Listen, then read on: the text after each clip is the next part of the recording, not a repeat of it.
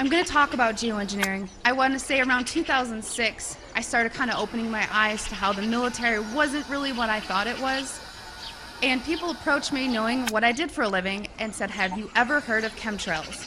Well, I hadn't. And that sparked my interest. So I went online and I looked at chemtrails. I saw a lot of, debunking, a lot of sites that were just kind of calling it a conspiracy theory. And I thought, well, geez, this is what I do for a living. Preventive health, making sure that people are not getting sick, especially in the workplace, and by things that we're doing that can affect, human health and the environment. To summarize it, in an attempt to debunk this conspiracy theory as I thought it was, I didn't debunk it. It literally changed my life. Like I said, this is hard for me because it's not easy standing here and telling my story. One day I was going through that computer system, which if you want to look it up, it's called an Air Force Form 3952. It is the approval of hazardous materials. I was finding tons and tons of large quantities of aluminum, barium, strontium in the forms of oxides and sulfates. And of course I knew that there's industrial processes you may not have heard of, but it's bead blasting, pneumatic sanding, shot peening. There is certain medias that's similar to that is used. However, I had already accounted for that. I would sit and look at this computer system and say, this shop wants to order this paint. I'm going to tie it to a task. We had to know what was being used, why it was being used, tracking it cradle to grave on how we were going to dispose of it to be compliant with OSHA and the EPA. One of the legal requirements in approving these is looking at what used to be called a material safety data sheet. On that sheet, it's going to list the manufacturer. It's going to list some maybe required personal protective equipment that needs to be used or some ways to mitigate the exposures. These electronic MSDSs did not have a manufacturer name. They were very vague. They almost looked to me like somebody had made it and scanned it into the system. So I asked the question, what is this being used for? I never got an answer, so I didn't approve it. And it sat there. And then the heat came down. Why are you behind on your 3952s? Only a select few of us did that. So I started asking questions. And at that point, my demonization began. I made my rank. I was decorated. I was a non-commissioned officer of the quarter. I won lots of awards. I had no reason for anyone to attempt to demonize me. So then I get moved over to the other Air Logistics Center. There's only two in the Air Force, which is in Warner Robins, Georgia. This kind of carried with me. And I thought, you know what? Should I revisit this? Is it worth it? Did I hit something? Maybe it's need to know. I started finding the same things at Robins Air Force Base.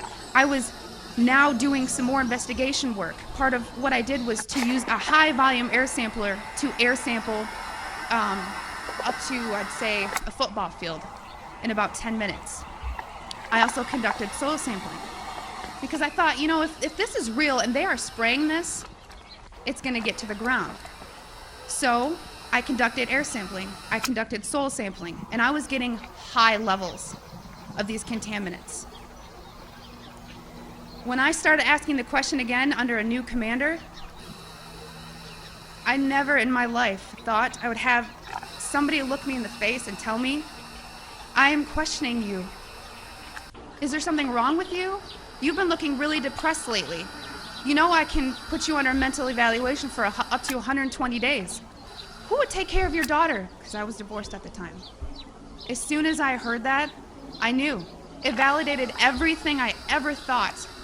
And I thought, I've spent 9 years of my life trying to protect human health, and here we are, violating law after law after law. Just sitting here, instead of protecting the people, we are poisoning the people.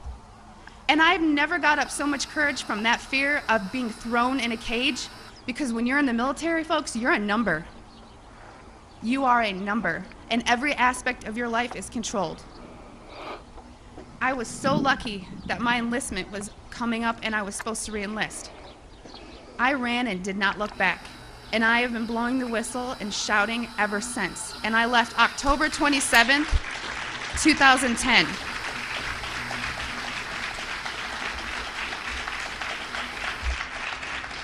Thank you. It didn't just end there, though. You got to remember, there's a whole career field of people that work in bioenvironmental engineering. A lot of those people were told, do not talk to me. Do not talk to her. Do not email her. They were given no contact orders. Because my biggest thing was, if I'm just so, dishonest, don't you think somebody would come out and say, she was never in the military or something negative to discredit me? They've ignored me, but they've tried to silence me. Every time I fly, I am pulled into a secret room. I literally am tagged in the system for the TSA. It is difficult. As an industrial hygienist, I do very well for myself, but it has been so difficult after leaving the federal government to maintain employment. Nowadays, everyone runs background checks on you, and the first thing they look at is, wow, here's a whistleblower. And you ask yourself, if this is true and we are spraying the people, where are the pilots? Where are the people? I don't know if you pay attention, but look at Snowden. Look at Manning. People don't come forward because these supposed Whistleblower Act protections that you have are not enforced, they're not supported, and they really don't exist. But what I want you to take from this is to understand that I am being completely honest with you, and that geoengineering is occurring, it's been occurring, it is not new, and your tax dollars are funding this. I 100% know that the U.S. Air Force was involved, and I think back to all these things that I never had noticed. If you don't know what to look for, you can't look for something. And once I realized a process they were trying to hide, people have come out of the woodworks, from EPA compliance officers to ex-people that I worked with in my career field, who I cannot state for obvious reasons. I've had pilots come forward. I've had people come forward that actually load the canisters on the planes.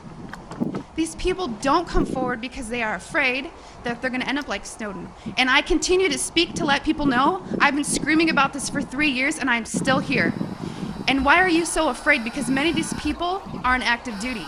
And if you are willing to die for your country, supporting, the Constitution and defending us from enemies foreign and domestic, you were willing to die for your country, but now you're scared. You are scared and cowardly to talk about this.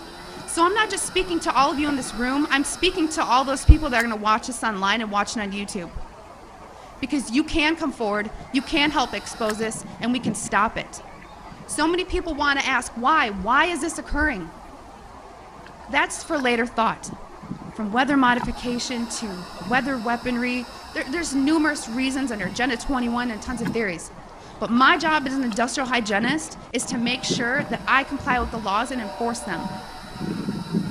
So it is unethical every day for all the other people that are out there that work in preventive health, or even physicians that aren't speaking about this. They need to. So one thing I want to tell you is what you can do about it. The biggest hurdle that we have is disinformation sites. I never say them, but I'm going to today, so that you know if anyone ever gives these to you as a reference to debunk you, it's Metabunk and Contrail Science.